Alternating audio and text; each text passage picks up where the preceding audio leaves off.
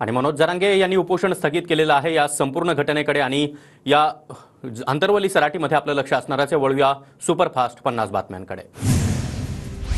नव्या दिवशी मनोज जरांगे पाटलांनी उपोषण सोडलं। महंत शिवाजी महाराज यांच्या हस्ते पाणी पिऊन जरांगेंनी उपोषण सोडलं। आंदोलनस्थळी मराठा समाज बांधवांची मोठी गर्दी। आरक्षण मिळालं नाही तर सत्तेमध्ये बसून आरक्षण घेऊ, ज्यांनी त्रास दिलाय त्यांना सर्वांना सरळ करणार, मनोज जरांगेंचा इशारा। अंतरवली सराटीमध्ये मुस्लिम बांधव जरांगेंच्या भेटीला, मुस्लिम बांधवांकडून मनोज जरांगेंना पाठिंबा जाहीर।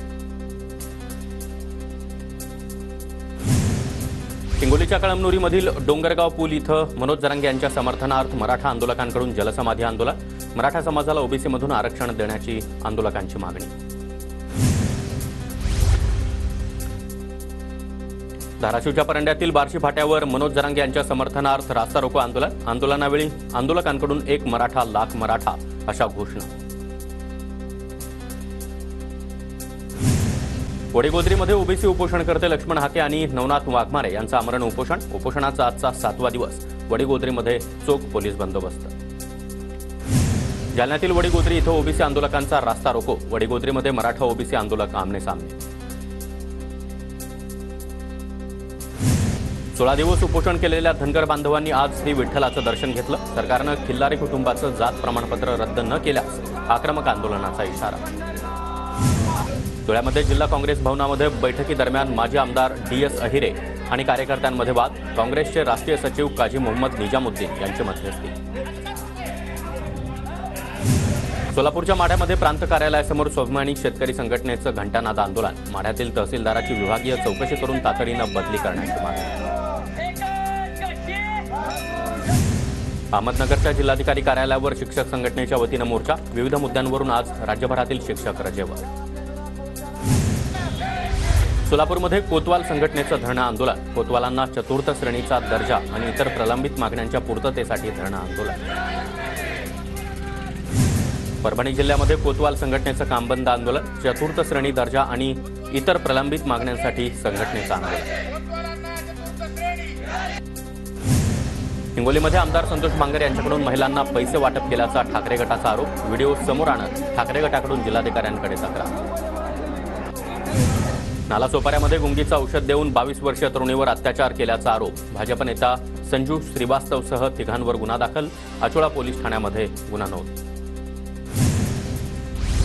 रामगिरी महाराजांवर कारवाई करा, शरद पवार गटाचे खासदार बजरंग सोनावणे यांचं मुख्यमंत्री शिंदेंना पत्र।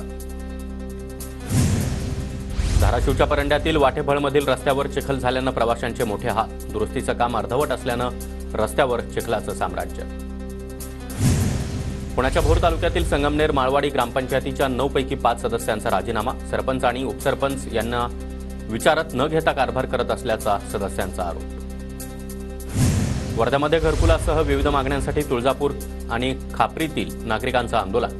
तहसीलदारांना विविध मागण्यांचं निवेदन। रायगड जिल्ह्याला आज पावसाचा रेड अलर्ट। पालघर, ठाणे, नाशिक, अहमदनगर, सातारा, सिंधुदुर्गला ऑरेंज अलर्ट जारी। विदर्भ आणि मराठवाडा त्याचबरोबर कोकण आणि मध्य महाराष्ट्रातील पुढील 4 दिवस मुसळधार पावसाचा अंदाज। मुंबई आणि कोकणात देखील जोरदार पाऊस कोसळणार। बीडच्या परळी तालुक्यामध्ये सर्वदूर दमदार पावसाची हजेरी। तालुक्यातील बहुतांश प्रकल्प पूर्ण क्षमतेनं भरले। शहरासह तालुक्याला पाण्याचा प्रश्न मिटला। बुलढाणा जिल्ह्यातील खामगाव तालुक्यामध्ये मुसळधार पाऊस। पावसामुळे रोहणा नदीला पूर। बुलढाणा नागपूर या महामार्गावरील वाहतूक ठप्प। अमरावतीच्या वरुड तालुक्यातील बेनोडा शहीद परिसरामध्ये पावसाचा धुमाकूळ। पावसामुळे खरीप पिकांसह संत्रा पिकाचं देखील मोठं नुकसान। बुलढाण्याच्या मोताळा तालुक्यामध्ये पावसाचा शेती पिकांना मोठा फटका। कापूस, मका आणि काढणीला आलेल्या सोयाबीनचं देखील मोठं नुकसान। बीडच्या परळीमध्ये काढणीला आलेल्या सोयाबीनच्या पिकाचं मोठं नुकसान। तातडीनं पंचनामे करून मदत देण्याची शेतकऱ्यांची मागणी। खडकवासला धरणामधून मुठा नदीपात्रामध्ये विसर्ग पुन्हा सुरू होण्याची शक्यता। पुण्यातील नदीकाठच्या रहिवाशांना सावधानतेचा इशारा। शहराला पाणीपुरवठा करणारी धरणं 100% भरली। अण्णासाहेब पाटील यांची जयंती असल्यामुळे लासलगावसह नाशिक जिल्ह्यातील 15 बाजारपेठा आज बंद। कांदा बाजार समितीमध्ये कोट्यवधी रुपयांची उलाढाल ठप्प। अफगाणिस्तानचा कांदा बाजारात आल्यामुळे उद्याच्या लिलावाकडे लक्ष। अमरावती बाजार समितीमध्ये सोयाबीनच्या दरामध्ये घसरण. शेतकऱ्यांचा नवीन सोयाबीन बाजारात येताच भाववाढमध्ये घसरण. सध्या सोयाबीनला 4,400 ते 4,500 रुपयांचा दर. जळगावच्या चाळीसगाव बाजार समितीमध्ये आवक घटल्यानं भाजीपाल्यांच्या दरामध्ये वाढ. भाजीपाल्याचे दर वाढल्यानं ग्राहकांना फटका बसणार.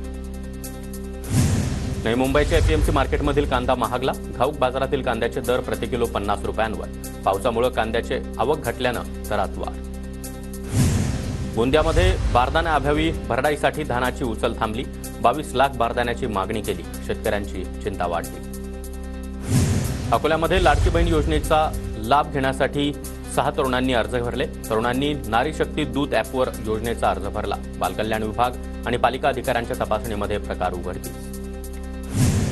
पुण्यातील पिंपरी चिंचवडमध्ये माणुसकीला काळीमा फासणारी घटना. 23 वर्षीय तरुणाकडून 85 वर्षीय वृद्ध महिलेवर अत्याचार. हिंजवडी पोलिसांकडून आरोपीला अटक.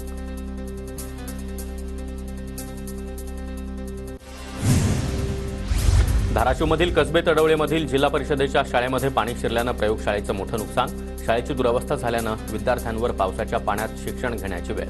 शाळेची लवकरात लवकर दुरुस्ती करण्याची पालक आणि शिक्षकांची मागणी. नालासोपाऱ्यामध्ये अल्पवयीन मुलीच्या सहाय्यतेचा फायदा घेऊन ओळखीच्या डॉक्टरकडून सतत 4 वर्ष अत्याचार. योगेंद्र शुक्ला नावाच्या डॉक्टरविरोधात अचोळा पोलीस ठाण्यामध्ये गुन्हा दाखल. पीडित मुलीचे आईवडील हयात नसल्याचा गैरफायदा घेतला.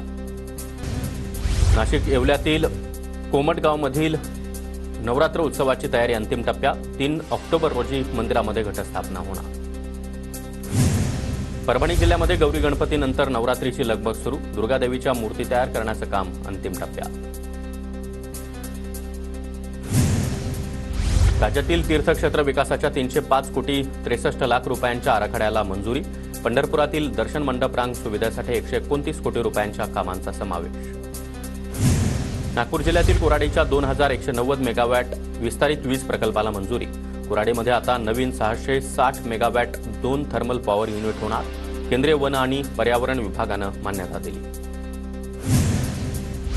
कास पठाराचं सौंदर्य पाहण्यासाठी अधिकृत वेबसाईटचाच वापर करा. कास पठार कार्यकारी समितीचं आवाहन. साताऱ्याच्या कराड तालुक्यातील टाळगाव शेवाळेवाडीमध्ये भरवस्तीत बिबट्याचा वावर. सीसीटीव्हीमध्ये बिबट्या कैद. नागरिकांमध्ये भीतीचं वातावरण. राज्यामध्ये चिकनगुनियाचे सर्वाधिक रुग्ण नागपूर शहरामध्ये आढळले. आरोग्य विभागानं जाहीर केलेल्या आकडेवारीनुसार राज्यामध्ये आतापर्यंत 2643 चिकनगुनियाच्या रुग्णांची नोंद.